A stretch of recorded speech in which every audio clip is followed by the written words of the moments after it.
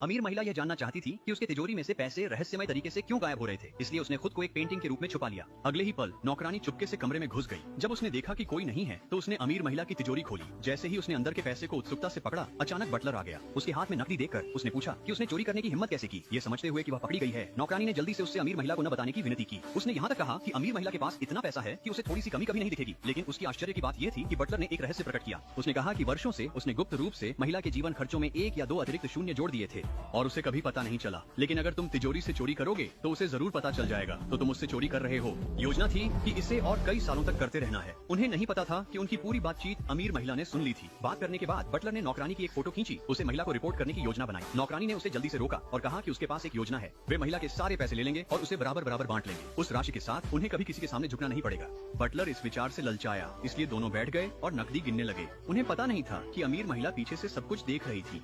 उनका सामना करने के बजाय उसने चुपचाप 2 गिलास शैंपेन में कुछ मिलाकर उन्हें मेज पर रख दिया।